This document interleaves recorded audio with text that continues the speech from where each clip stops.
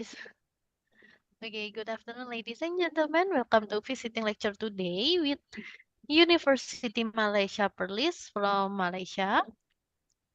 Welcome to the Honorable Associate Professor Dr. Wan Muhammad Khairy Adly Wan Zaimi as a Research Fellow Center of Excellence for Social Innovation and Sustainability. As for the topic today is business statistics.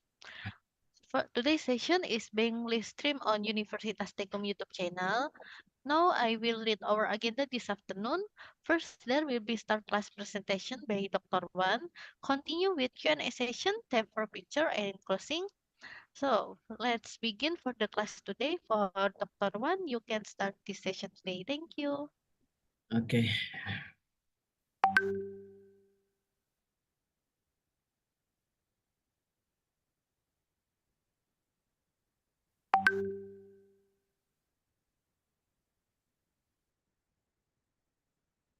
Okay. Can you see the slide I shared now? Yeah, sure. Okay. Wait. Okay. Firstly, Assalamualaikum warahmatullahi taala wabarakatuh. Selamat petang semua. So first, I would like to introduce myself. I'm Wan Muhammad Khairy Adly bin Wan Zaimi, senior lecturer from Institute of Engineering Mathematics, Universiti Malaysia Perlis. So today, I have been assigned by my leader. Okay, my leader basically, Dr. Umi, the first speaker, if I'm not mistaken, for this visiting lecture. So to give uh, one particular lecture on the topic of business statistics. Okay, so so basically, my business, basically the statistic area is not my research expertise. Okay, so I do when I assign this topic, so I will try to share with you guys. Okay, on this generally. Okay, I will explain generally regarding on business statistics. Okay, if possible, I try to mix English and bahasa. Is it possible?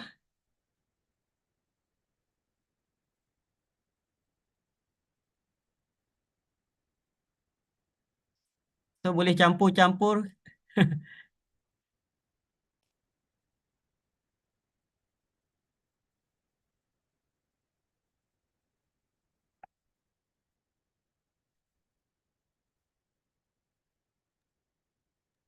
Yes, possible, sir. Okay. Okay, so I will try. Okay. So firstly, I would like to thank the organizer. Okay, University of Science and Computer Technology, and also a few what here STIE STEKOM Indonesia Smart Teacherpreneur Association and Local.com. So terima kasih di atas peluang. Okay, yang pertama. Okay, so okay, this is our poster. Okay, okay. So before we proceed to the topic today, so I would like to share a little bit my faculty as so if we have talk visiting talk, so my head asked all the lecturer to share a little bit about our organization. Okay, so basically, Institute of Engineering Mathematics lead by one director, okay, one director, Dr. Mas Jamilah, and also assist by two deputy director, academic and research. And then the rest will be assistant, okay, assistant to director and deputy director, okay. Okay, basically, in Institute of Engineering Mathematics, or normally we refer to, in short form, we call it IMK, Institute Matematik Kejuruteraan. Okay. So research group in IMK, we have six, six research group basically. So the first one will be pure mathematics ataupun kita panggil sebagai matematik tulen. Okay. And then we also have applied mathematics. So you can see here. Okay. So I'm joining this group basically. So I came from applied mathematics research group. Okay. And then we have also theoretical physics. Okay, theoretical physics, the third one. And also we have engineering mathematics. Okay. And also we have a statistics. So basically we have many lecturer here from statistics group, but this session, okay, this visiting talk, okay, organized handled by Center of Excellence. So only one from this statistic lecturer, only one, okay, join the Center of Excellence CoESIS, okay, but she could, couldn't ever attend this session, so I tried to replace her. So by giving a talk for this session. And the last one, operational research. Okay, so we have 6 group here. And also, this is a number of some data, okay, involving my department, okay. So basically, currently we have international student 4, local student 36, okay. And for the academic qualification, most of them are PhD holder, okay. Only some, but for the master 26, okay, more than half now pursuing a PhD, okay. So maybe 1 or 2 years they coming back, okay. So you can see here. Okay, next. Okay. So we have 13 program, okay. Doctor of Philosophy, based on the research area I mentioned just now. Doctor of Philosophy, for example, Doctor of Philosophy Applied Mathematics, PhD in Statistics, PhD in Operational Research, PhD in Engineering Mathematics. Also, we offer a master, okay, Master of Applied Mathematics, Master of Statistics, Master of Operational Research. Okay. So this is the some information, okay, regarding on my institute. Okay, so we go back to the original topic today. Okay. So before we start with the definition of business statistics, so we look at the first one. What is statistic? Okay, we need to know what is statistic. Okay, statistics involve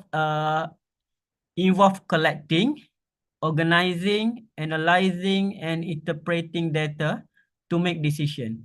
Okay, so statistik ni dia macam ni. Statistik ni adalah salah satu cabang matematik. Okay, dia bukan satu bidang yang baru. Okay, so basically statistics one of branch of mathematics. Okay, so dia melibatkan proses apa kita panggil pengumpulan.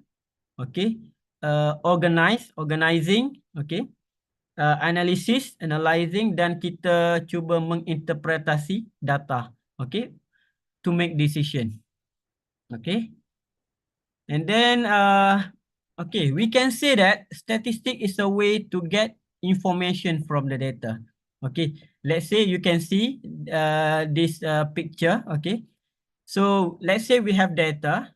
Okay, through statistic process, we can get particular information. Okay, so of course, di tengah-tengah proses statistik tu, dia akan melalui satu proses kaedah atau jalan kerja ataupun apa yang kita panggil statistical tools. Okay, kaedah ataupun analisis sebelum kita memperolehi maklumat. Okay. Okay. So just now definition of statistics. Okay. So now what is business statistics? Okay. So basically it just combination the definition of statistic, collecting data, organizing, analyzing, interpreting data to make decision in business. Okay. So in business, any business. Okay. So proses-proses yang melibatkan collecting, organizing, analyze dan interpret data, okay, di dalam dunia perniagaan. So kita panggil business statistics. Okay. So again, okay, okay, business statistic refer to the use of different data analysis. So maksudnya kita akan menggunakan analisis data, okay, daripada statistik dan kita mengaplikasikannya dalam bisnes. Okay. So when considering what is business statistic, there is two major types of statistic used. Okay. The first one will be descriptive statistics and the second one is inferential statistics. So bila kita bercakap berkaitan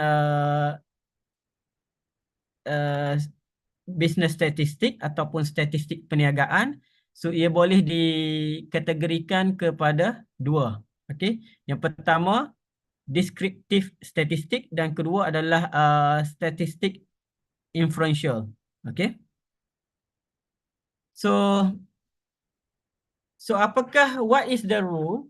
Okay, what is the rule of statistic in business? Okay, so I list down here five main rules, okay, for statistic in business. Okay, so the first one, okay, the first one will be tracking and understanding data. Okay, so basically there are many reasons, okay, business uses statistic in practice, okay. The first reason is that in the use of statistic, the business will have to track and understand its number and information, okay. So then the collection of organization of this data, okay, will be good opportunity, okay, for business owner to understand the performance of the business, okay. So dalam kes ni, okay, so adalah penting untuk kita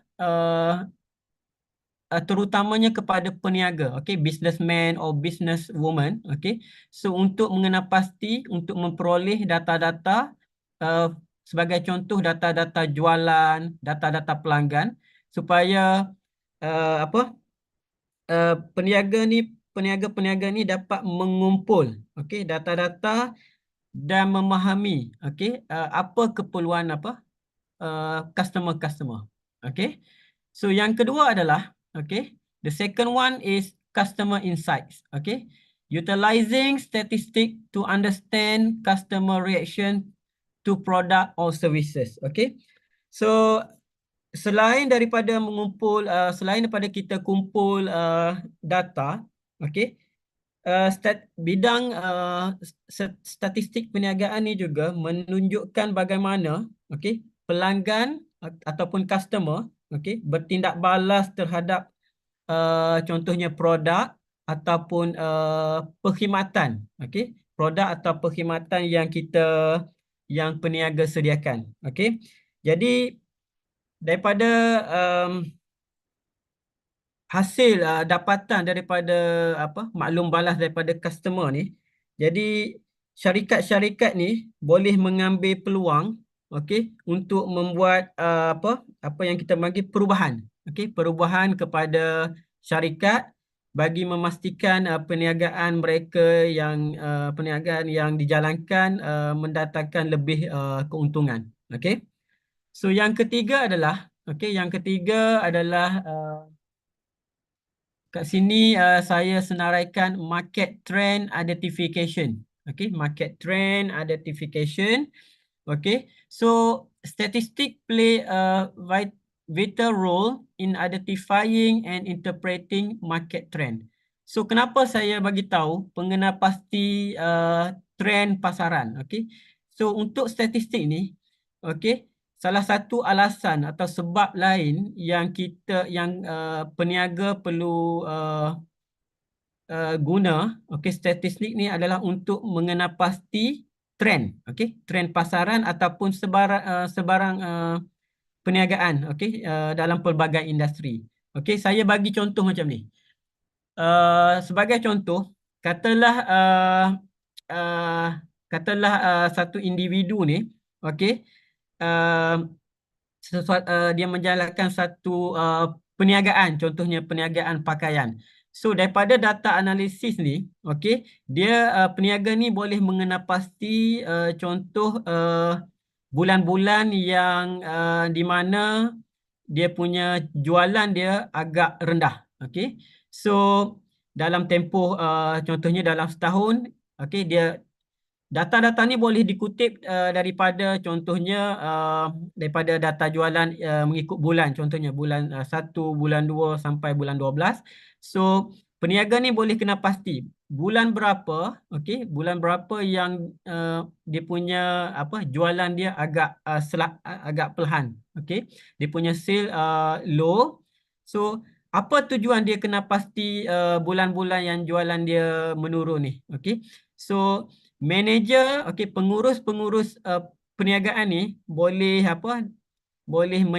menyesuaikan, okey, keadaan jualan yang rendah tu. Dia boleh kontrol dia punya dia punya cost, dia punya inventory dia, so that dia boleh minimumkan, okey, meminimumkan contohnya kos simpanan ataupun kos pengangkutan, okey.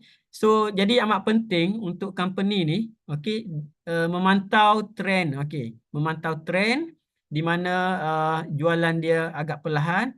Contohnya apabila peniaga ni mengenal pasti trend yang agak perlahan, okey. So peniaga-peniaga ni atau pengurus ni boleh memikirkan they can try to figure out what the strategy, okay, what the strategy can be implemented in order to increase the number of sales, okay. So that's why it's very important, okay.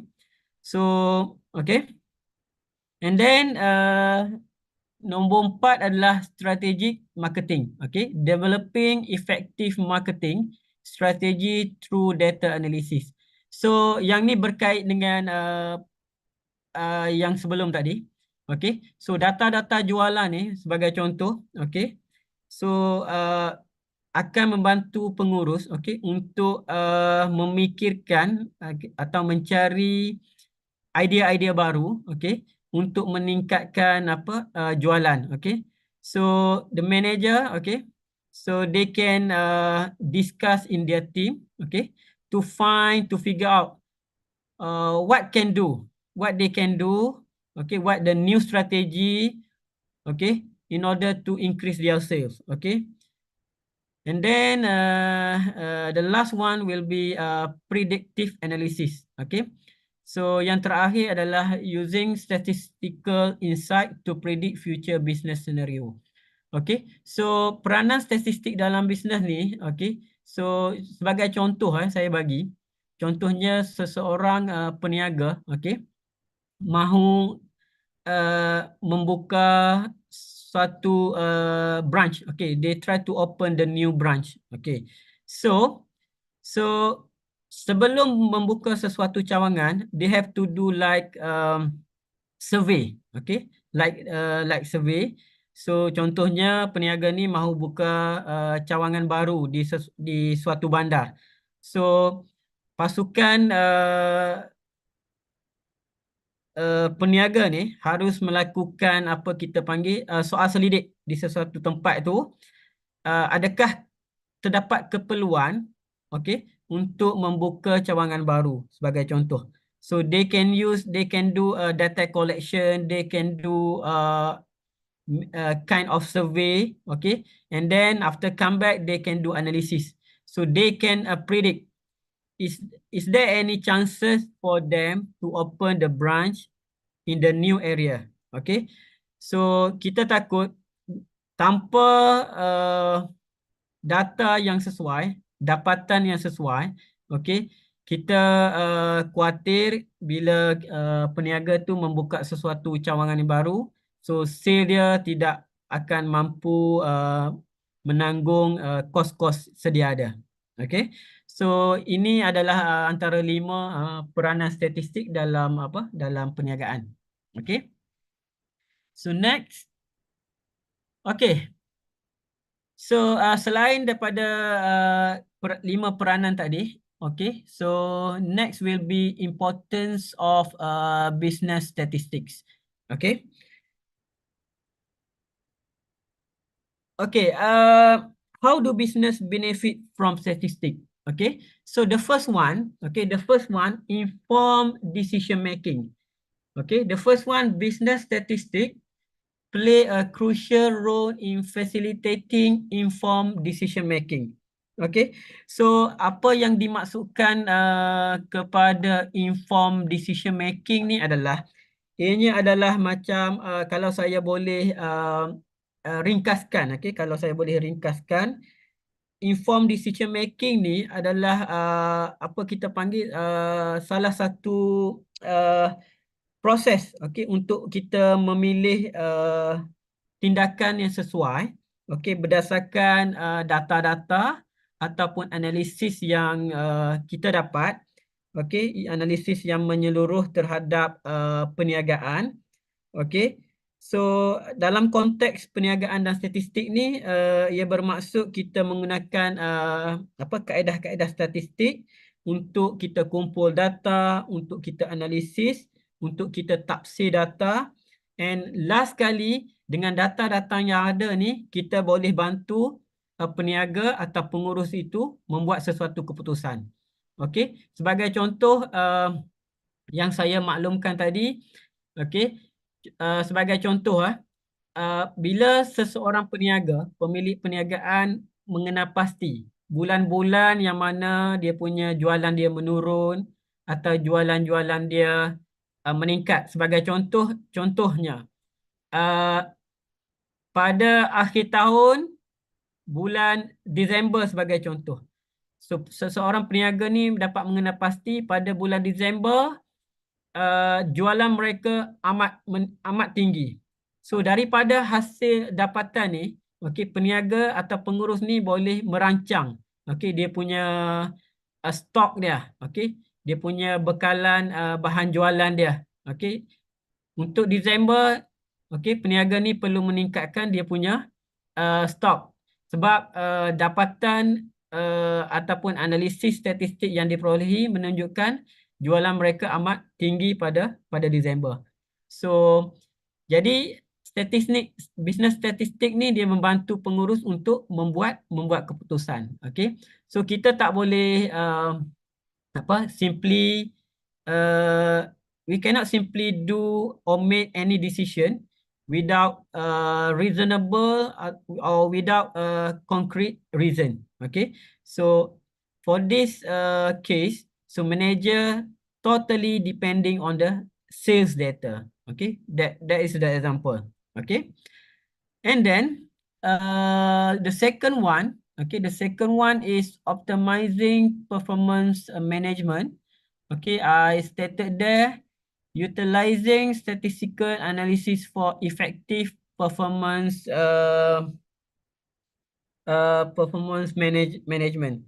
So dalam kes ni, okay, pengurus-pengurus boleh menggunakan kaedah analisis statistik, okay, yang berkaitan dengan, contohnya berkaitan dengan jualan atau produktiviti ataupun kecekapan ataupun kepuasan pelanggan, okey.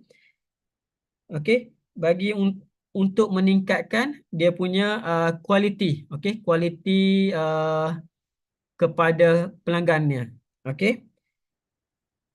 Okey, so yang ni adalah dua kepentingan business statistik. Okey, so yang pertama, macam saya bagi tahu, yang pertama tadi, kalau kita boleh recap balik, adalah membantu pengurus untuk membuat keputusan. Yang pertama.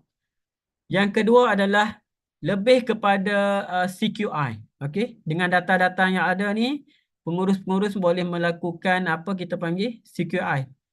Proses menambah baik. Okay, kualiti perniagaan. Okay. Okay. So, how is statistic apply in business? Okay. So, I stated here, there are three process, main process. Okay. Okay, the first one, okay, in order to accurately apply statistic in business, it's very important, okay, for the team, okay, for the management team, okay, to build up or establish the proper guideline, and also to identify what type of analysis, okay, they want to use, okay. Okay, so without without correct analysis, okay, so the result, the output obtained may be useless for them. Okay, so jenis-jenis analisis ni bergantung kepada jenis perniagaan ataupun jenis industri. Okay, so the second one, okay, so the team management, okay, they should communicate, okay, should communicate and educate how to collect different data points correctly. Okay, so the second point, so amat penting So first kali tadi saya bagi tahu perlu ada guideline atau panduan, ataupun yang kedua mengenal pasti jenis analisis yang diperlukan. Okay, so yang kedua, guideline dah ada. Okay, analisis yang tepat kita dah ada. So yang kedua adalah pekerja atau team management, staff perlu tahu, okay, macam mana kaedah yang tepat untuk mengumpul data. So kita risau bila kita ada proper guideline, kita ada analisis, okay. So bila masuk proses yang kedua, kaedah pengumpulan data kita salah. Okay. So kalau kaedah pengumpulan data salah, walaupun kita dah ada existing analysis type yang betul, output of course dia akan jadi 100% salah. Okay. So that's why it's very important for the manager to teach, okay, to learn, okay, to learn from the statistician, okay, the way how to collect data correctly. Okay. And then the last one, okay, understand how data and statistical tools are used and mean. Okay, so dalam kes ketiga ni, okay, guideline dah ada, kaedah analisis dah ada, kaedah pengumpulan data dibuat dengan betul, okay. Yang terakhir, yang ketiga adalah pengurus ataupun pekerja, owner perlu tahu bagaimana untuk menganalisis data dan menginterpretasikan data atau mentafsir data dengan betul. Okay, so yang ni adalah salah satu cabaran yang penting. Okay, so mana-mana pelajar, okay, mana-mana pelajar yang bukan dalam bidang statistik ni, okay, so we cannot simply interpret any result from the analysis, okay, without referring the right person, okay, I mean the statistician, okay. So sebab dalam statistik terdapat pelbagai bermacam-macam kaedah analisis, okay. So kita perlu merujuk kepada orang yang tepat, okay, ahli statistik, okay. Kaedah analisis ni kita boleh buat secara manual dan terkini pelbagai application, okay, available in free source from internet you can use to analyze data, okay. So after getting the result, okay, we need to interpret data correctly, okay. So kita takut bila kita tafsir data yang kita perolehi tepat. Cuma kita risau tafsiran kita tu salah sebab kita bukan major dalam bidang statistik. So kita perlukan pakar untuk membantu kita untuk tafsir maklumat. Okay. Okay, so there are different tools and application to be used and it depend on the nature of industry. Okay, so maksudnya kat sini, so keperluan analisis tu bergantung kepada industri lah. Okay, sebab dalam setiap industri dia punya nature business dia adalah berlainan. Okay. Okay, next. Okay, so type of business statistics. So I mentioned just now, there are two types. The first one descriptive ataupun dalam bahasa Melayu kita panggil apa? Statistik deskripsi. Okay. Yang kedua adalah inferential statistic, statistical inference. Okay, statistical inference. Okay. Okay, how many types of business statistic there? Okay, descriptive statistic. So what is descriptive statistic? So describe a set of data point. Okay, set of data. Okay, so statistik deskriptif ni bermaksud kita menggambarkan set data. Okay, set data sahaja. Okay, yang kedua adalah inferential statistik, menggambarkan apa? Sebagai contoh kita memperolehi sesuatu apa kita panggil sesuatu keputusan ataupun result daripada analisis dan kita cuba membuat prediction, ramalan. Okay, making prediction on how data will change in the future. Okay, so descriptive data adalah set data yang kita ada, available set data. Inferential statistic, okay, analysis result, okay, which we will use it as our prediction. Okay, so inference ni biasanya kita inference ni biasa kita gunakan statistik ni untuk meramal untuk kegunaan pada masa depan. Okay, so inference, okay, inference ramalan. Okay. Okay, so descriptive to be detailed. Descriptive statistic, the process of organizing, summarizing, presenting data in informative way. Okay, for example, I stated here, the average height of student in school is 120 cm. Okay, purata tinggi pelajar dalam sesuatu sekolah adalah 120. Okay, kita tengok macam mana inferential. Okay, the process of making decision or prediction about population based on the sample of that population. Okay, based on the sample of 100 school students, the teacher estimate, okay, the average height of all students in school to be 123 cm. Okay.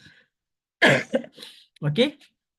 So dalam kes ni, okay, sampel adalah 100 pelajar. So daripada 100 pelajar ni, guru-guru menganggarkan, okay, estimate average of all student will be 123 cm.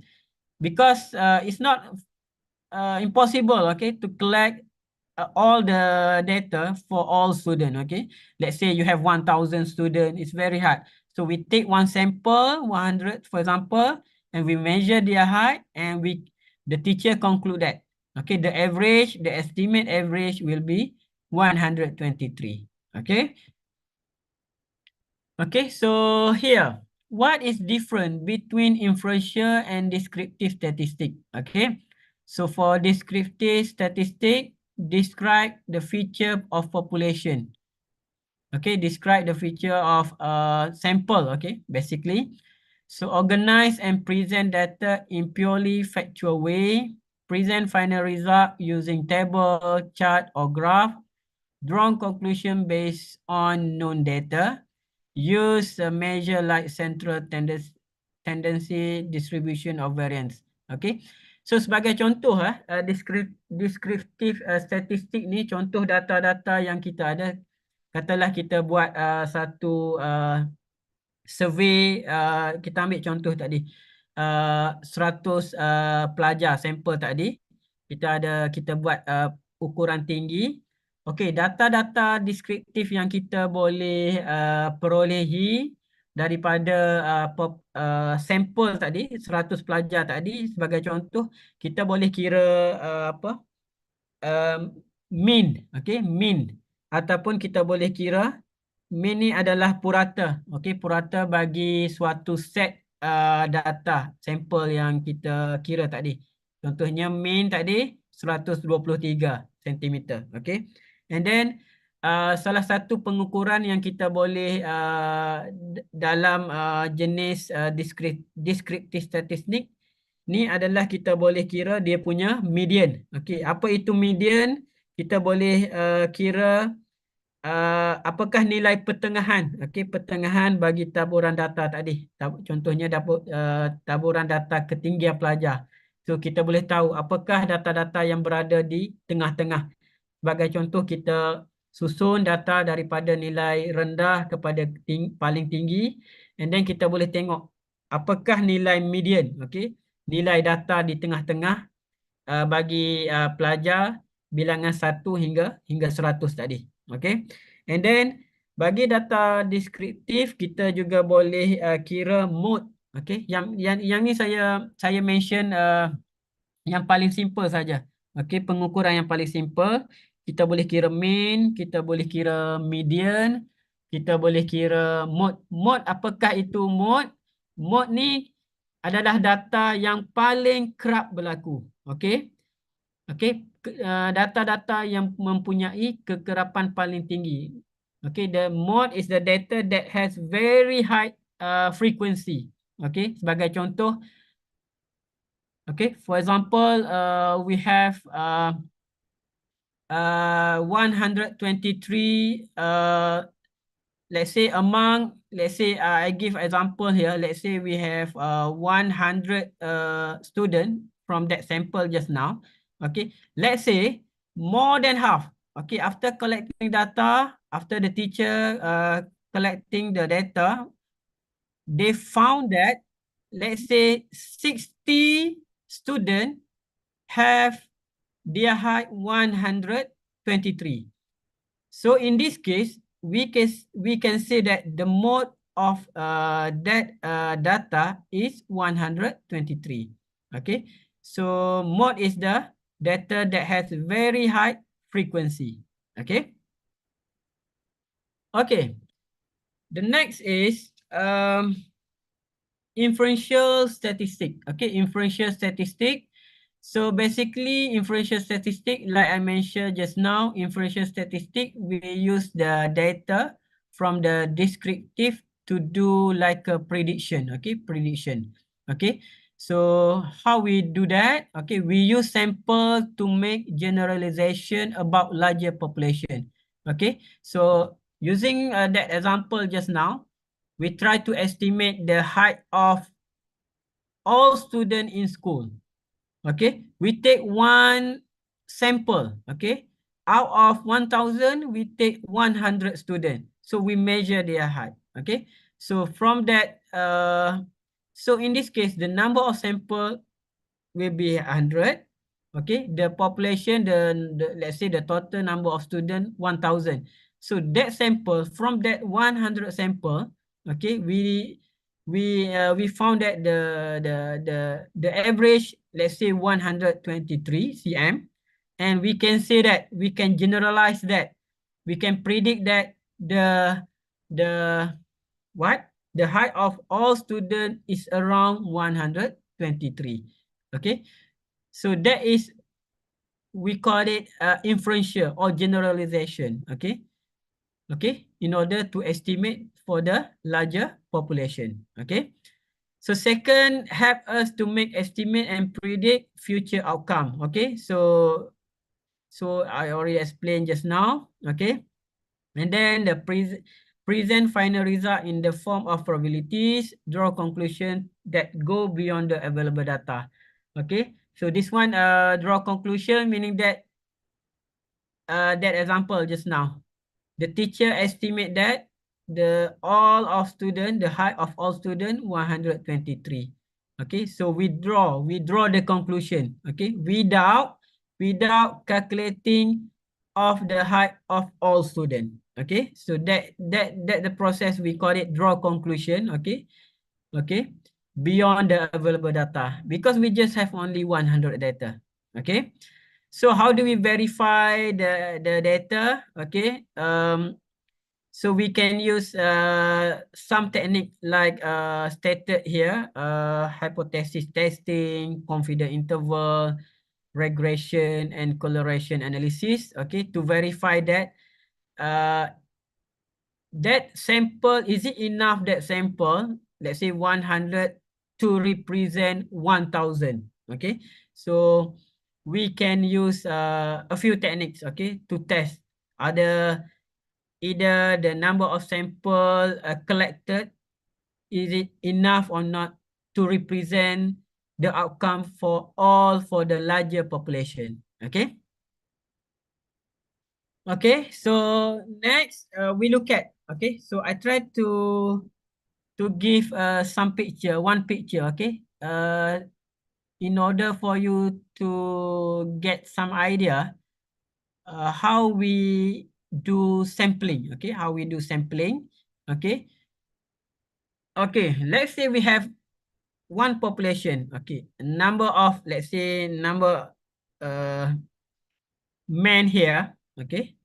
And then how do we do sampling? So we take it of some of them, okay, some of them, okay, randomly, okay, we take some of them randomly and we put aside, okay, and we do data collection based on these 5 men, okay.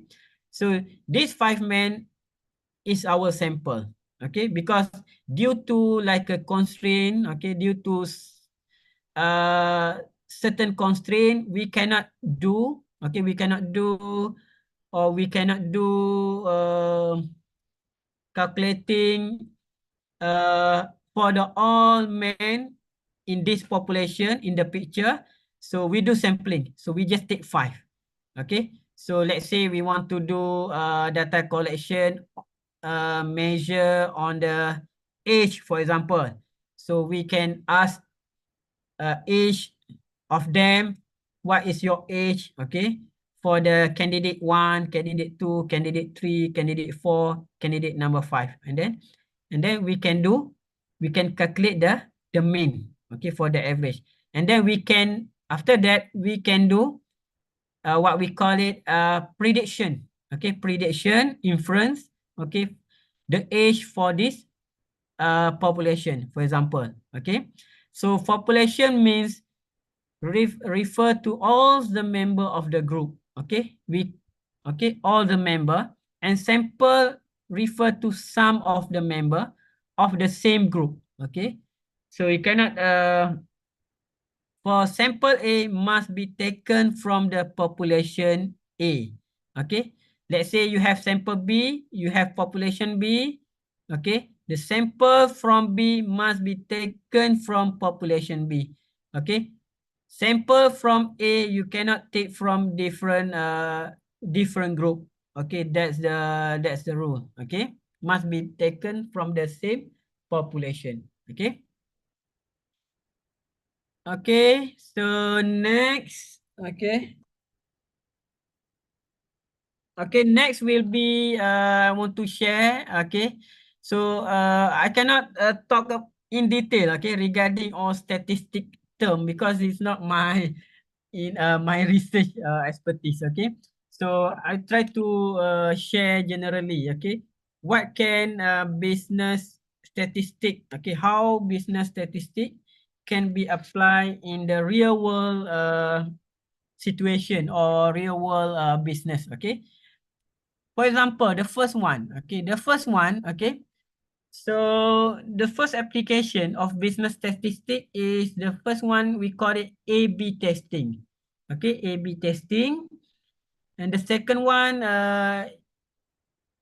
business statistic can be applied in econometric, okay. And next, business statistic can be applied in environmental analysis. The fourth one can be applied in healthcare management. Okay. Number 5, it can be applied in retail analytics. Okay.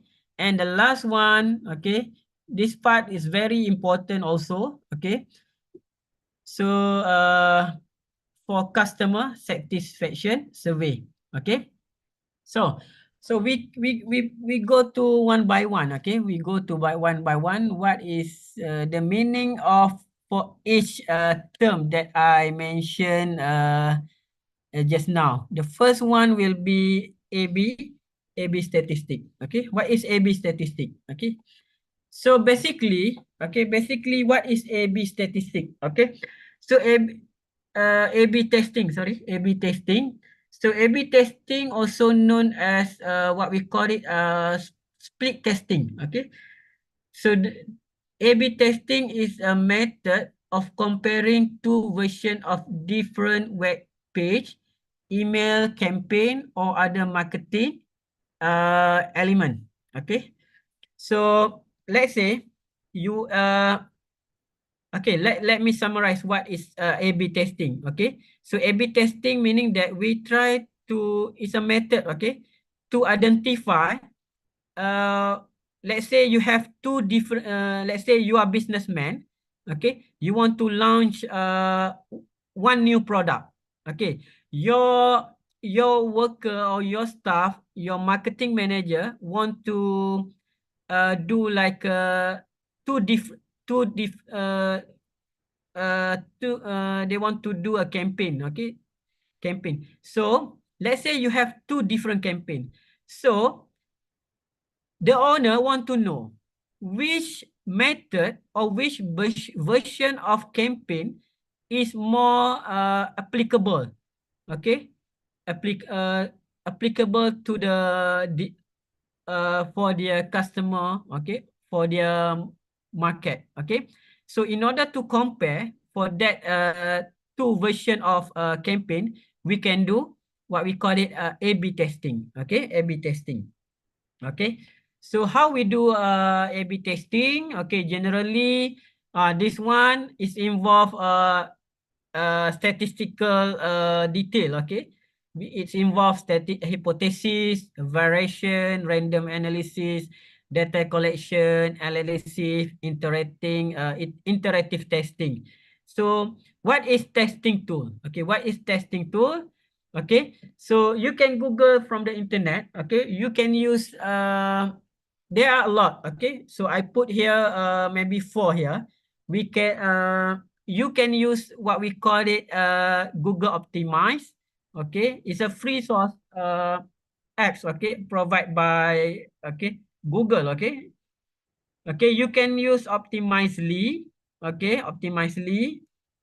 You also can use VWO, Visual Website Optimizer, and also adopt a target. Okay, so basically A/B testing okay, you can identify, okay, the output for this testing. You can identify, okay, which campaign is more suitable for your product, for example. Okay, so without any analysis, you cannot simply do an marketing, okay, without any concrete or strong reason. Okay, so application for A/B testing, okay, let's say we can use in digital marketing, okay, website optimization, product development. Okay, the second application will be econometric. Okay, what is econometric? Okay, so econometric is a branch of economy, okay, to forecast future trend. Okay, so basically econometric ni dia adalah how to say it's a combined area. Okay, it's involved for example economic theory, mathematics, and also statistic. Okay, so untuk to forecast the future trend, untuk meramal trend pada masa depan. Okay, so the primary goal is to make prediction. Okay, and then to test economic theories to evaluate impact of various policies on the economy. enable economists to make prediction. Okay, so another area, okay, we can use econometric, for example, in economy, finance, okay, policy analysis. How we do that? So you can use okay, you can use there are many methods. Okay, so what I found that you can use linear, what we call it, linear regression analysis, time series analysis, panel data analysis. Okay, so this method basically uh you can use okay, it's already built in certain what we certain statistic software. Okay, so dia kaedah-kaedah ni, linear regression analysis, analisis siri masa ni, okay, dia dah ada dalam software statistik. Okay, sedia ada, you tak perlu buat coding apa semua. Okay, dia dah, you boleh hanya you just straight away apply that analysis. Okay, dalam apa perisian statistik sedia ada. Okay, contohnya dalam software, tak silap saya dalam software R. Okay, kalau ada yang kat sini biasa dengar software R ataupun Python.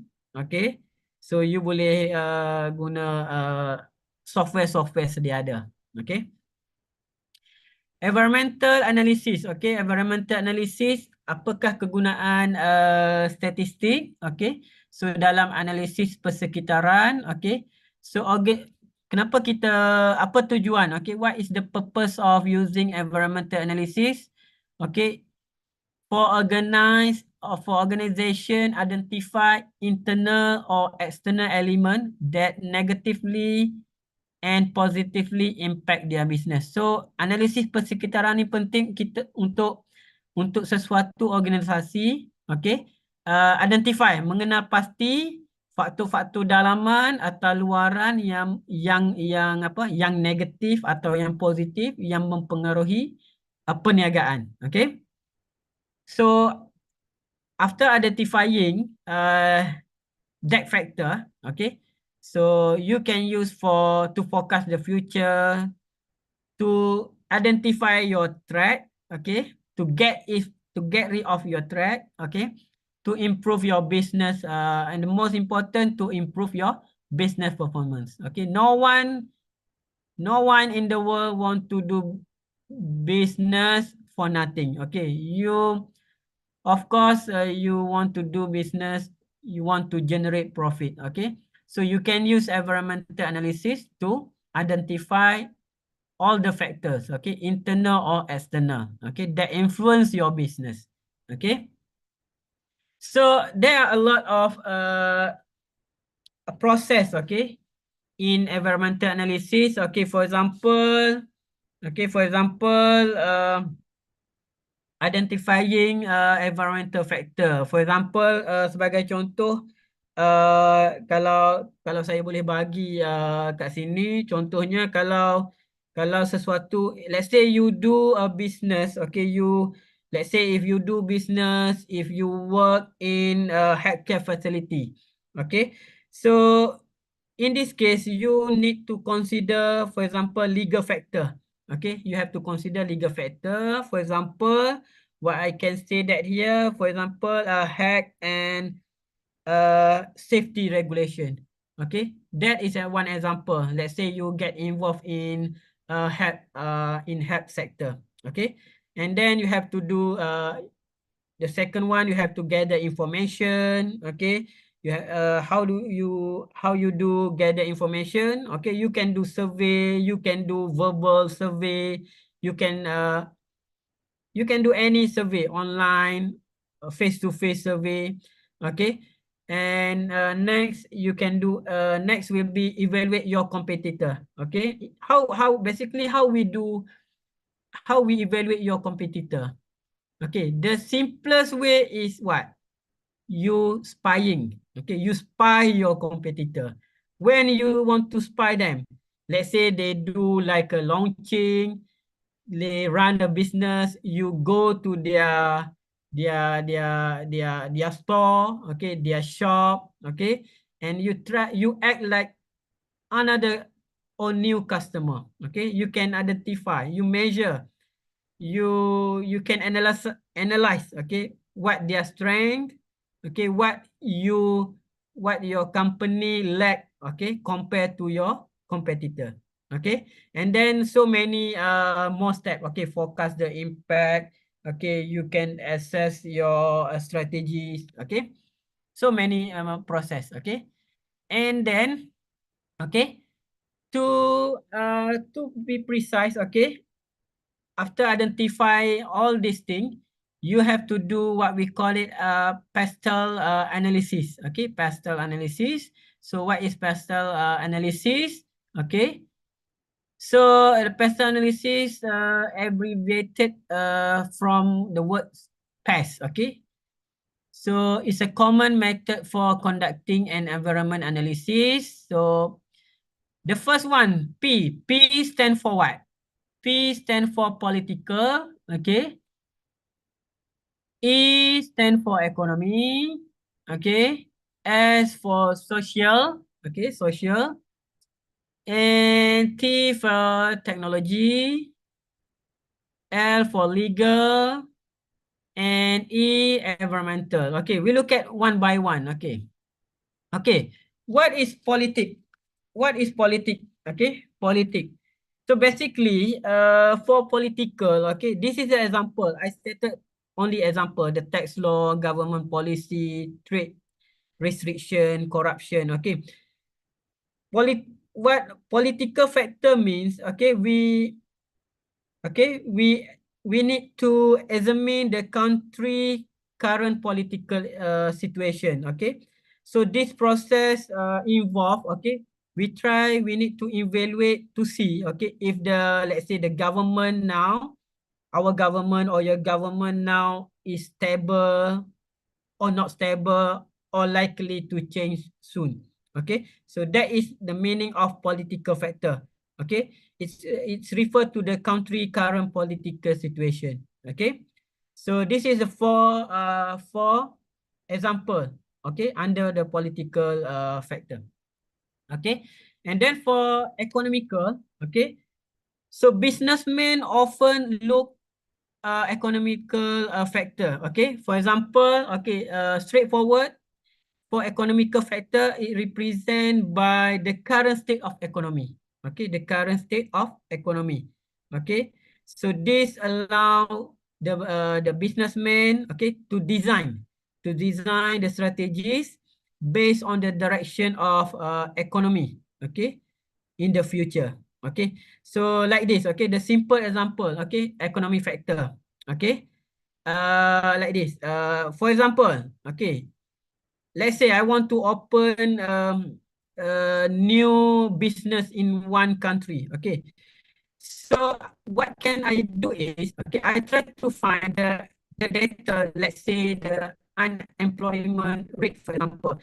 Let's say the unemployment rate is very low, meaning that the business, okay, we can assume that, okay, the business may assume the economy for that country is in very good condition. Okay, meaning that I have good chances to open a business there. Okay, so that is the meaning of economic factor. Okay, so another factor under this factor, for example, the interest rate, the inflation, the foreign exchange rate. Okay, the credit accessibility. Okay, this is the example. Okay.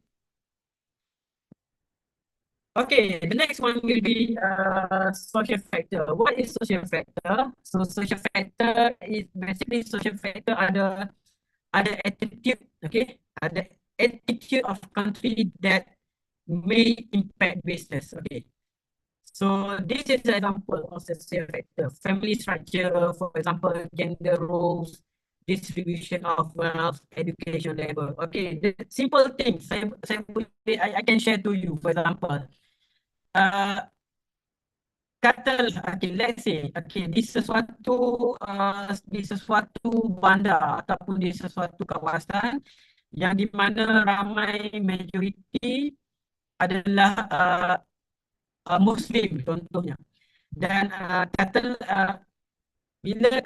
bila sesuatu kawasan tu majoritinya adalah Muslim, bermaksud cara pemakanan di kawasan itu bergantung kepada dia religion, Muslim. Jadi uh, kat sini apa yang boleh mempengaruhi uh, contoh yang saya bagi tadi, katakanlah satu bandar itu terdapat ramai Muslim, jadi perniagaan makanan di kawasan berkenaan adalah majoritinya biasanya akan melibatkan jualan-jualan apa yang melibatkan jualan makanan yang boleh dimakan oleh Muslim. Okey. Contohnya sesuatu kawasan di kawasan bandar ini didinami oleh ramai Chinese. Okey. Sudah tentu kawasan berkenaan rata-rata peniaga makanannya majoritinya melibatkan makanan Chinese. Okey. Contoh ni saya ingin menyatakan bahawa this may affect the sale of food in that area based on their related factor. So faktor agama, faktor contohnya gender rule, distribution of wealth. Contohnya kawasan miskin. Adakah logik untuk kita menjual makanan yang berharga sangat mahal di kawasan yang majoritinya penduduk yang kurang ataupun yang kurang kaya? So maksudnya kat sini faktor sosial ni memainkan peranan untuk you untuk bantu peniaga untuk buka sesuatu perniagaan. You kena tengok distribution of wealth for that area, distribution of taburan penduduk di kawasan berkenaan, sama ada faktor agamanya, faktor kekayaannya. So that is a social factor yang boleh mempengaruhi. And then for technological, contohnya adalah product launch, technology incentive, consumer access to technology, rate of technology advances, new discovery. So teknologi ni technology factor is very important. It's related with advancement and innovation.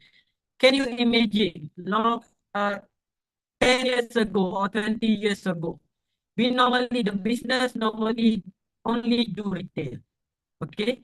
So at that time, 40 years ago, 30 years ago, we can imagine that we can have online shop, online shop in the future. So nowadays, let's say I have one company in Malaysia. I can sell my product to around the world, because of this technology factor, because this innovation, we can do online sales, around the world. Our product can be sent, can be delivered to any country. That is the meaning of advancement and innovation in business. Next will be legal. These are the legal factors that may affect environment of business. So health, safety regulation, patent infringement, product regulation, employment law. So another one, environmental factor. So for example, weather condition, waste disposal law, environmental policy. These are the factors. You need to consider. Healthcare management. For the healthcare management, I try to speed up. Because I want to share the example. I want to share the company that use business statistics. healthcare management, okay, the purpose of for the healthcare management, okay, to improve the patient care, optimizing resources, okay, how? So we can, the manager, okay, the manager, let's say for the hospital or human resources of the manager, they can analyze the patient, okay, patient data, okay. So it's beneficial for healthcare manager. So why I say beneficial for healthcare manager? Okay, because the healthcare manager can rely on the data. Okay, for example, for resource allocation. Okay, for staff for staffing level. Okay, for the bed capacity, for equipment utilization. Okay, so yeah, the manager can benefit a lot. Okay, from this statistic. Okay. So for the implication, okay, they can improve their patients' satisfaction. Okay, and the most important, they can monitor and also improve their healthcare quality. Okay, because for private hospital, we have to pay a lot of money. So for sure, they have to improve their quality. Okay, so that's why they have to do statistical tool. Okay, they have to apply statistical tool. Okay, to monitor everything in their hospital. Okay. Okay, for the retail analytics, okay, use the data analysis to get insight into the performance and operation of retail business. So, like I mentioned just now, okay, if you do retail, okay, you really need this statistical data analysis. Okay, especially it's very important for you to monitor your, for example, your stock. Okay, so if you have a proper inventory system, if you have proper, uh, let's say, process counting stock, let's say at the end of month, meaning that you can have a very good report on your product at the end of month or at the end of years. Okay. And then what else? Help retailer to make a decision. Okay, after identifying your data, you can is help the retailer, okay, to make decision either you want to buy more stock or buy less stock. Okay. So the key aspect for this sales analysis, customer analytics, inventory management, supply chain optimization. This thing, okay, if you want to look into detail this, okay. So basically, this analysis, the customer analytics, inventory management, everything is online now. Okay, you can have it free. Okay, let's say for open source, okay, free open source you can have free, but certain application, certain system you may need to pay for some for certain amount. Okay. Okay, this is another key aspect for data analytics. Okay, and then the last one, customer satisfaction survey. What is customer satisfaction survey? Okay, so tool used by business, okay, to collect feedback from their customer. Of course, we want to know the feedback from customer. Either let's say our workers work good or not, our inventory system are proper or not. Okay, we can do survey. Okay, so why we do survey? Okay, to gauge customer satisfaction level, identify area for improvement.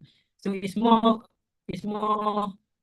uh, for the business owner or business manager to know, okay, the customer satisfaction, and most important also for CQI, okay, for quality, for improvement, okay, quality improvement, okay. So how we do survey? So many survey you can do. Okay, survey design, survey distribution. Okay, close-ended question, open-ended question. anonymous feedback, follow-up communication. So this is kind of a survey you can have it. Okay, benefit. So it's helping business to understand their customer need. Okay, and then this will help you. Okay, whether either you want to do expansion or close your business. Okay, so based on this survey. Okay, so the last part for this session. Okay, I want to show you example of business statistics. Okay, many companies in various industry, okay, use business statistical tool, okay, to gain insight, okay, to gain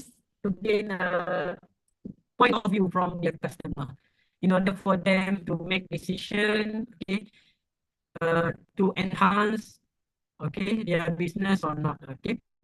So here's some company as an example, okay, for the company and how they use the statistical tools, okay. Okay, the first example of business statistics, yeah. Okay, example of it's not example of business statistics. Example of company that use that apply business statistics. Okay, the first one, A. What is this? Okay, A. So the first company will be A. What is this company? What company is this? Okay, this company A is referring to Amazon. Okay, Amazon.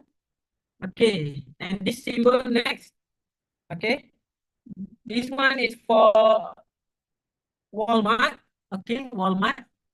Okay, so the third one I'm pretty sure you know, all of you know, Google. Okay, Google. And the fourth one is N. What is N? Netflix company. Okay, and like a T symbol, T letter.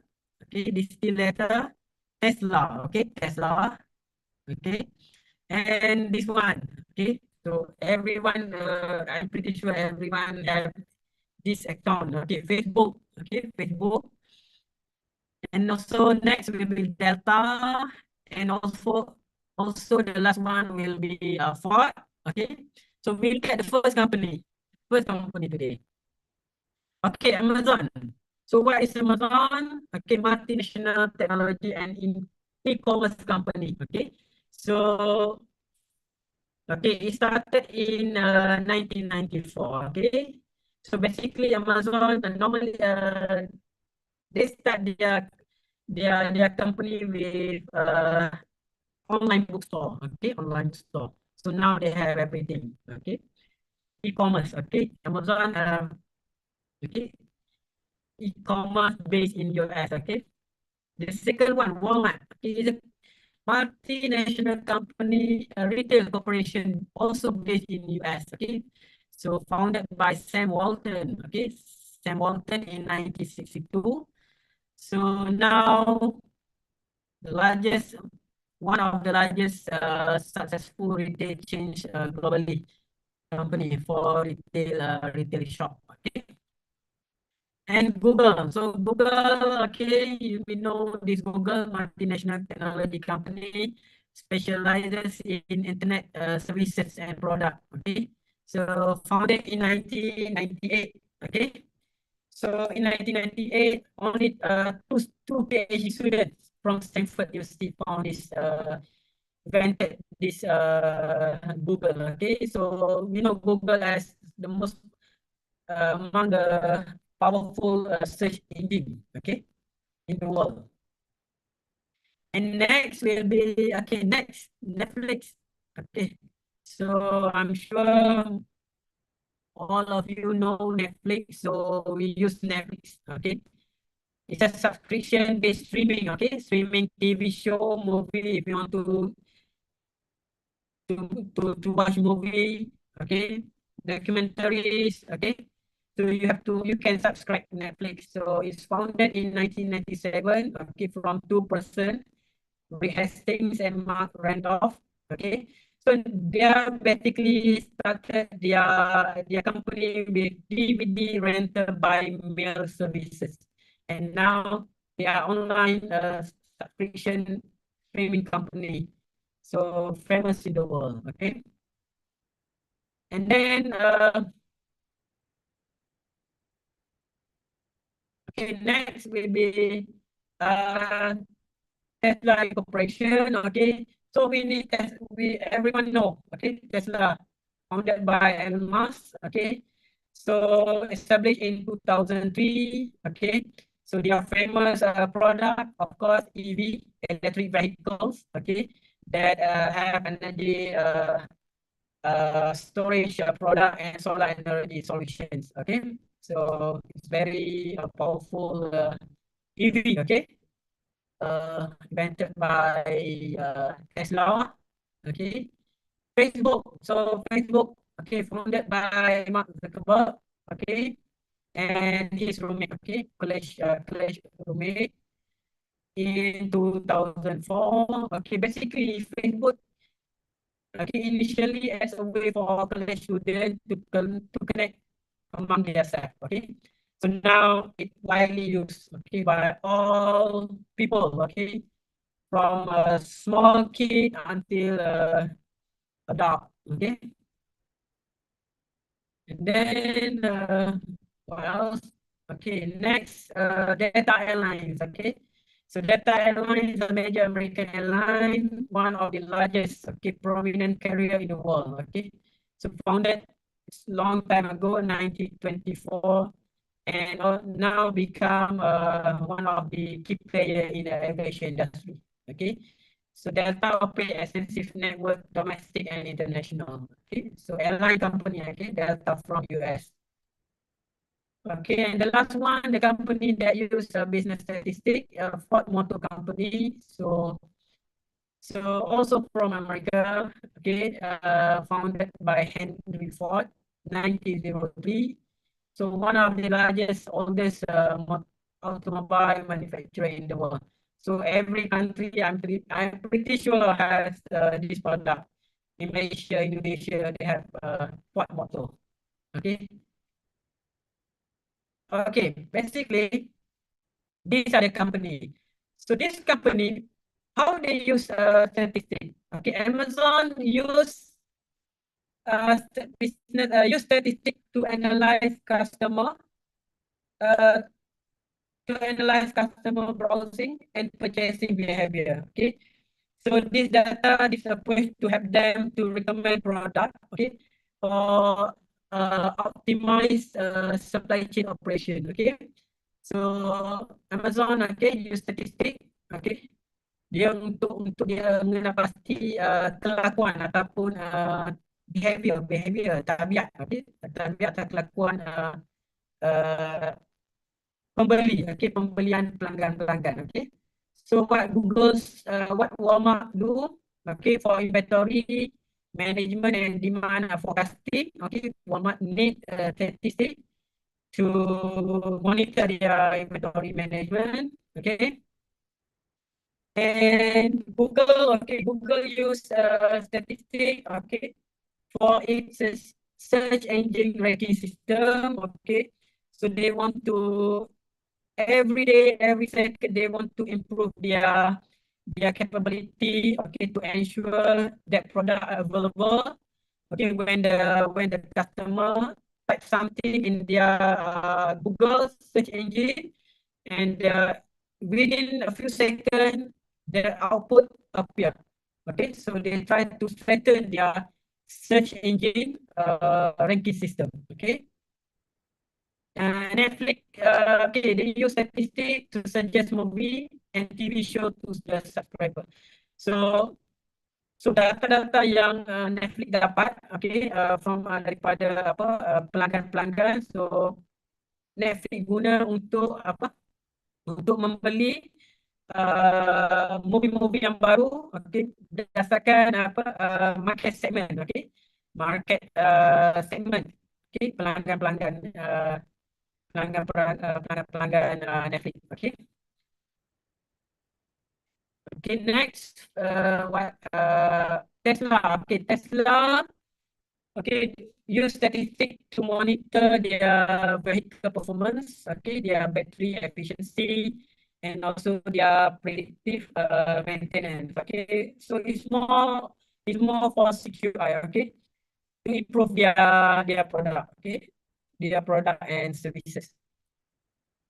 Facebook targeting and content recommendation. Okay, so Facebook also use uh, statistic. Okay, to analyze their customer. Okay, for example, algorithm analyze user data to show relevant and advertisement and content on the platform. So data-data yang didapati, so Facebook akan guna untuk buat pengiklanan di laman website Facebook lah. Okay. Then Delta use statistic for revenue management and also route planning. Okay, so the most simple thing, the most simplest thing is for route planning. Okay, for route planning. So let's say Delta running after 1 or 2 years, they have successfully identified the most attractive route. For example, a few attractive route, so they can plan their schedule. Okay, how many times in a day, how many times in a week, how many times in a month their route for that one particular location. Okay, so that maybe they, after getting this data, maybe they can reduce the number of tickets for certain the number of, what we call it, the number of uh, ticket to go to somewhere which is not attractive for their company. Okay. And then the last one, for designing and also testing new vehicle. Okay. So Ford Motor, company juga menggunakan statistik untuk um, apa designing dan pengujian sesuatu kenderaan baru. So of course, like Tesla, it just for to improve their vehicle performance and also to get their customer feedback, in order to improve their vehicle safety and also quality. Okay. So not only Ford, I'm pretty sure all the company manufacturer, Ford, Honda, Tesla, what else, Mitsubishi, so all must use statistics, to monitor their company. Okay. Okay, thank you. Okay,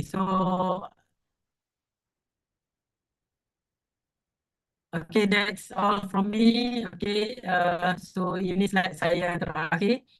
Okay. So saya serahkan, I pass the floor to Miss Chairperson. Okay, thank you so much for Dr. Wan for the wonderful information.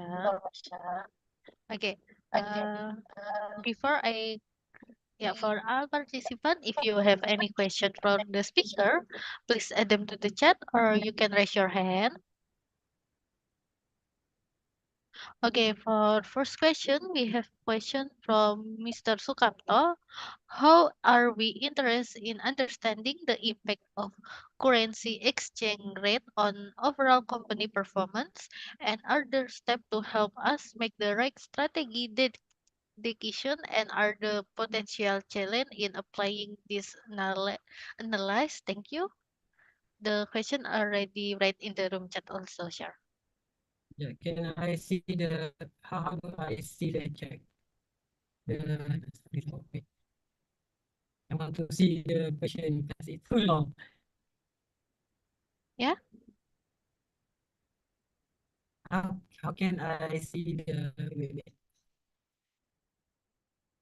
Sorry, wait.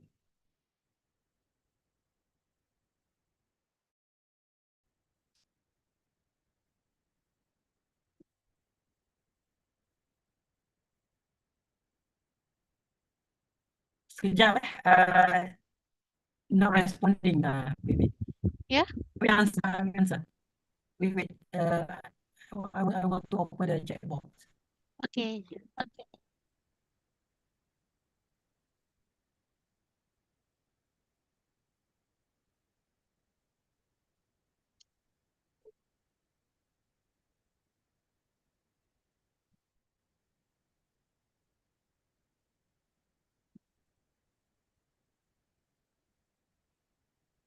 So I cannot open the chat box. Can you read again question? I need to Okay, sure.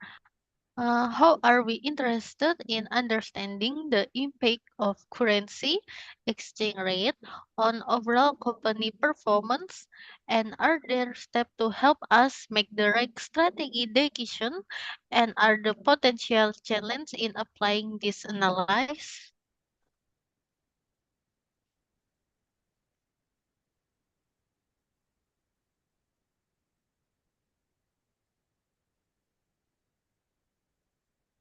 You can hear my voice, sir? okay. How currency exchange impact on the overall companies, right? Yeah. So Yes. okay, I answer the first question. So uh,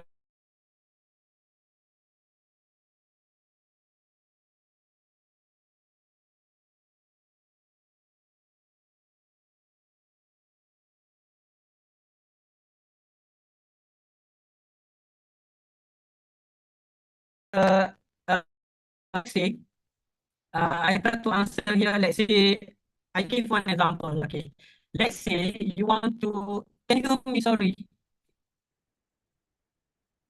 Yeah. you can hear me. Yes, we can hear you. Okay, because my screen like loading Oh like yeah, it's okay, okay sir. okay okay now better. Okay, now better. Okay. Okay, I can see now clearly. Yes. Yes. Wait. I can open now the chat box.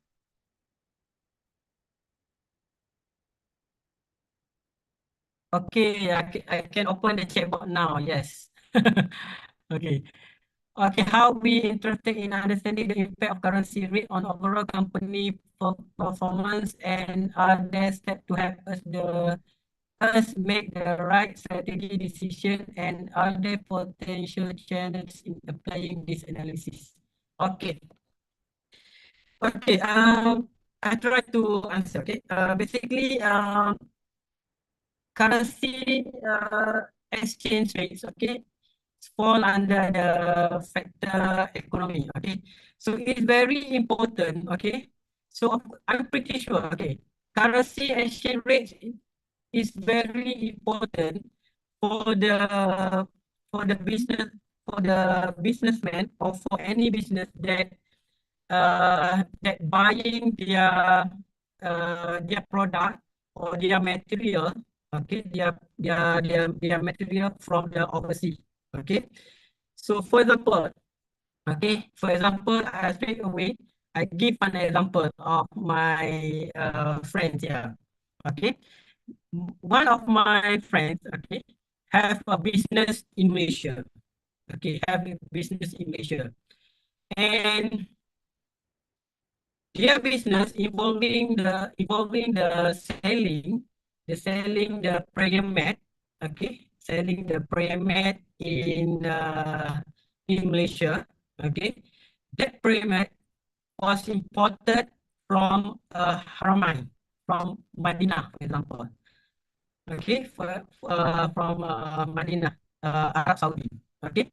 So this currency, uh, so this business already running for a few years, 3 years if I'm not mistaken. So you know what happened is the currency exchange rate now between Malaysia and Saudi Arabia is very bad for Malaysia basically. Okay, because you know what happened in if I'm not mistaken, in 2019, the exchange rate in airport, okay, in Malaysia airport is 1 to 1. Let's say if you buy, if you change Saudi Riyal, I may get one Malaysian ringgit. But now, but now, if I change one Malaysian ringgit, I manage to get only around 80 cent Saudi Riyal. Okay, so what I'm trying to highlight here, let's say my friends ordering a lot of prayer mat. Okay, for example, uh, 1 month in the future, we already in Ramadan. So of course, the number of sales for the demand of prayer mat normally increase. Okay, so last 2 years, let's say the order value for the 5,000 prayer mat, for example, I can say that for the for one container, for example, for 5,000 pieces of prayer mat for one container. Let's say the container 40 feet. The value is, let's say, 1 million. 1 million Malaysian ringgit. And you know what happened now? For the same value, for the same price in Saudi Riyadh, my friends need to pay around 1.2, it's not 1.2, almost 1.3 million Malaysian ringgit. So I want to show here, I want to explain here, these currency exchange rates really influence my friend's business. Okay, so so after this thing happened, so my friends need to do some CQR process. So they need to identify what product they need to sell based on their previous sale. They cannot simply selling the payment with very low margin, because the currency exchange rate already affected them. Okay, so what they do now, they have analyzed their sales based on the inventory system from their sales platform. Okay, they just ordering the most a few design, a few types of frame mat, okay, with certain color, with only a few colors that we able to fulfill their demand for incoming Ramadan. Okay, so this currency exchange rates really influence the businessman or businesswoman if your product depending on the from your outside country.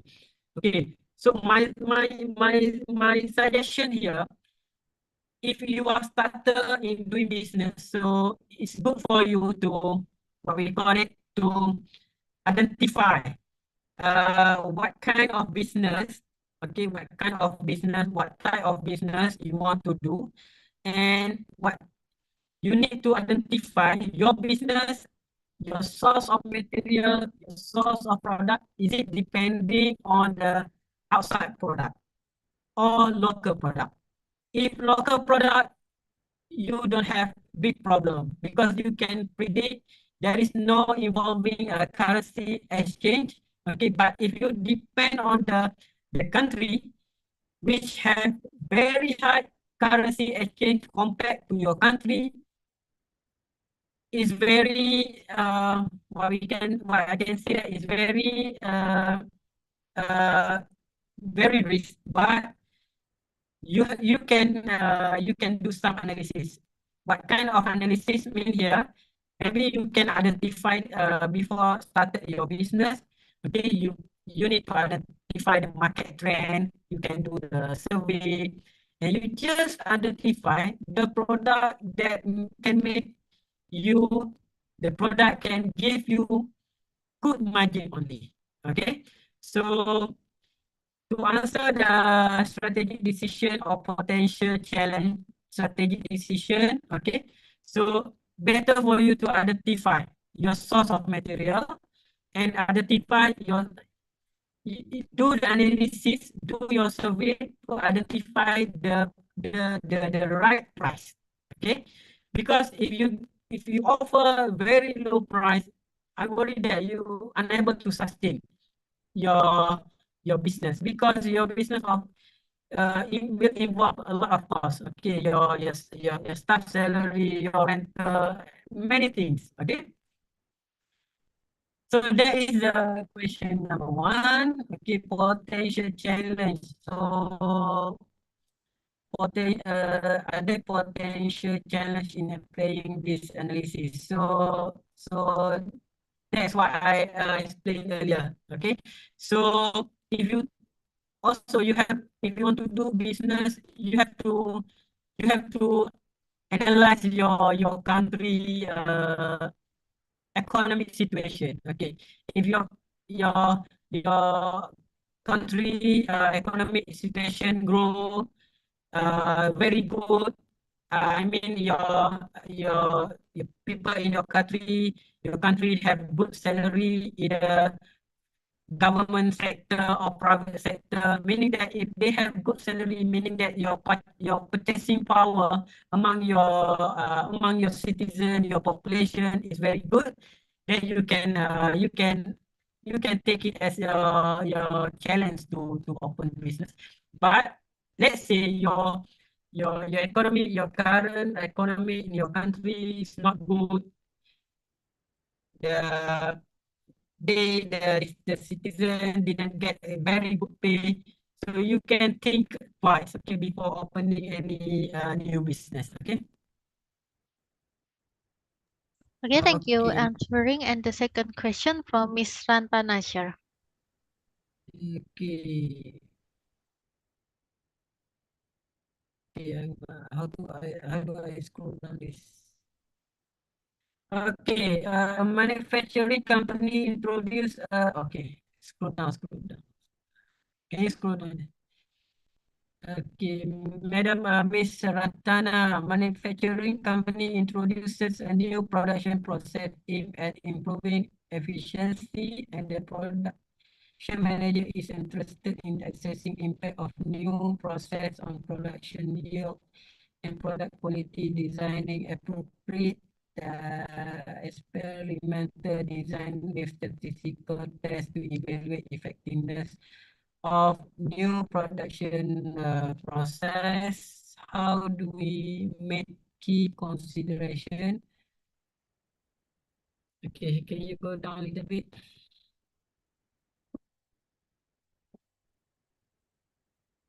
How do we make key consideration in sample size randomization? Okay, okay, to answer this question, okay. So I will answer with the method, okay, the method that I share you just now, okay. So for example, I want to see my slide, okay.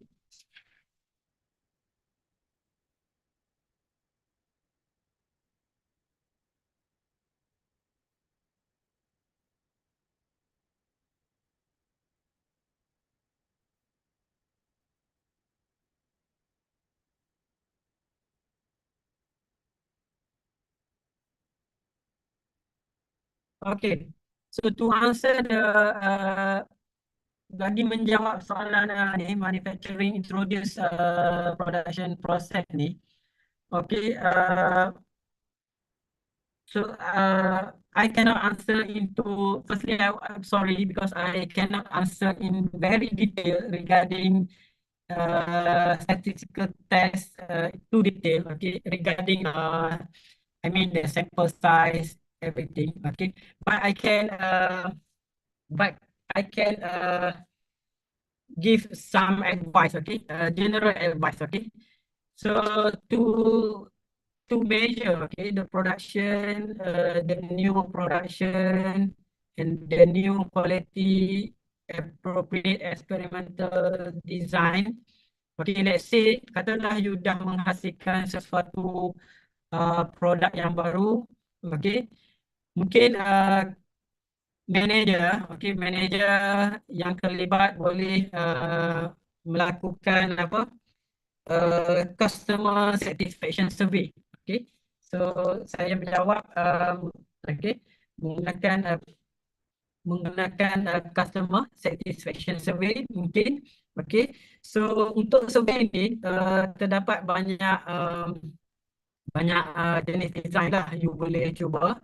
Okay, for example,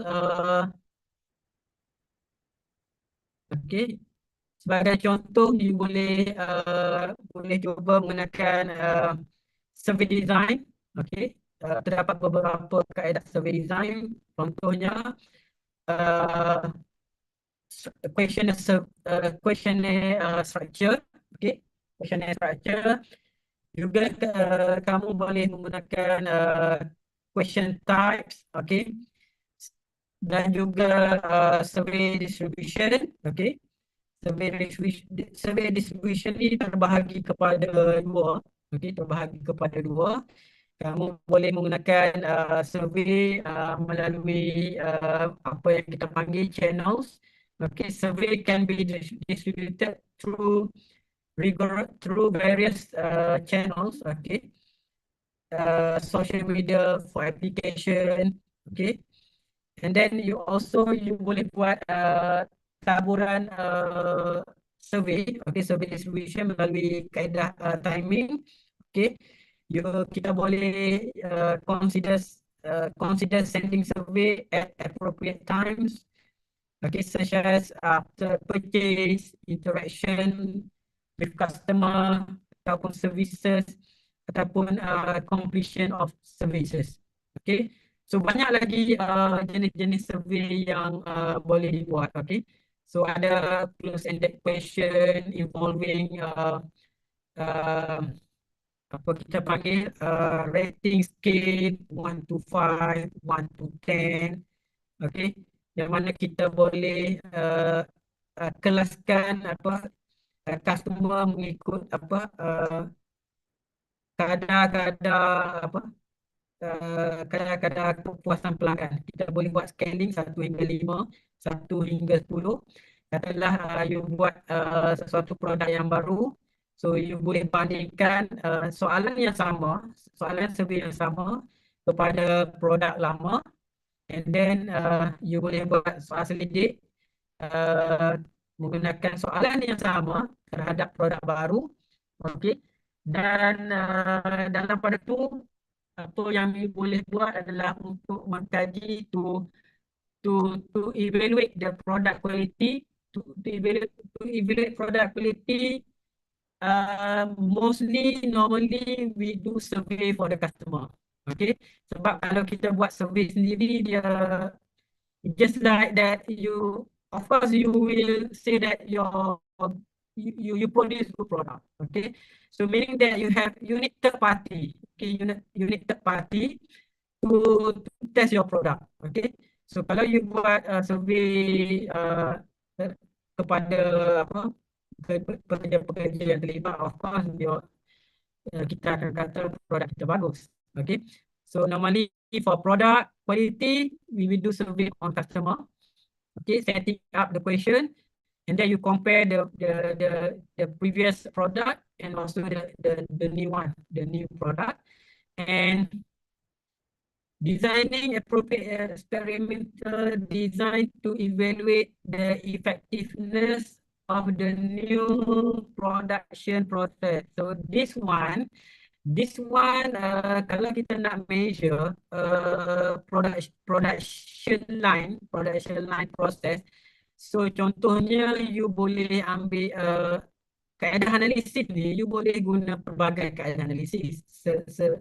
Yang saya tahu banyak kaedah untuk menilai keberkesanan production. Okay, tapi apa yang you perlu tahu adalah apa jenis-jenis data yang yang you perlu collect. Okay, uh, contohnya timing. Okay, timing you need to collect. Let's say timing for the production run. Okay, in certain time, how many product has been produced. Okay, and then the timing, and then for the new production line, you need to know the costing involved for in order to produce one product. Okay, you kena tahu costing of each product involved in the new production line. Costing, you need to know the timing, you need to know the sources involved. Okay, how many sources involved, the costing involved many things, the material costing, the labor costing, the electric costing. Okay, and then you can do comparison. Okay, you can do an analysis in any suitable statistical tools, and then you compare with the previous one. Okay, after comparing, you may know which production line produce the best product, or the best in the right time period. Okay, so for this question quite challenging, because if you asking detail regarding on the sample, what I know, the sample size normally, okay, let's say in my example, let's say I have 1,000. So I pick up 1,000 sample. So in order to know 100 is sufficient enough or not, you can do like I just read before. You can do hypothesis, what we call hypothesis testing, or confidence interval. Okay, kita boleh lakukan ujian ujian hipotesis untuk kita tahu bilangan sampel yang kita dapat tu adalah sesuai atau tak sesuai atau tak untuk population kita. Okay, contohnya population is 1,000, and then we pick up 100, so we do testing. Okay, we do testing, and then from that result, we will know that using 100, after analyze, you get a report. After getting report from hypothesis testing, you will know that your 100 sample is not sufficient. Okay, then you can try. If not sufficient, you may try 150. Okay, so meaning that you have to add another 50 more sample. Okay, and then you analyze. After analyze, you will know that your result, okay, within good range of confidence interval, for example. So meaning that 150 would be sufficient enough. So this value will guide you in order to do uh, any analysis in the future. Let's say you want to introduce a new production line, or you want to introduce new product. Okay.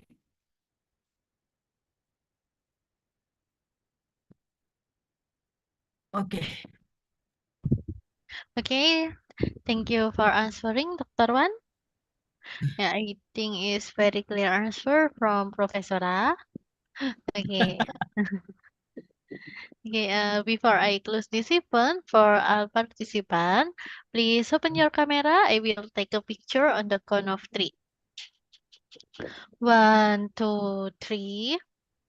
Okay, another one. 1, 2, 3. Smile. Thank you for your keen cooperation. Finally, we come to the end of visiting lecture today. We would like to thank you for Dr. Wan for the wonderful information and sharing your knowledge. We hope this information will be beneficial for all participants. At least we hope to have more collaboration in the future with University Malaysia Perlis. The visiting lecture for today and here. We hope to see you soon. Thank you and have a nice day. Thank you so much for Dr. Wan. Thank you. Thank you, Share. Okay, thank you for inviting me. Okay, assalamualaikum. Waalaikumsalam.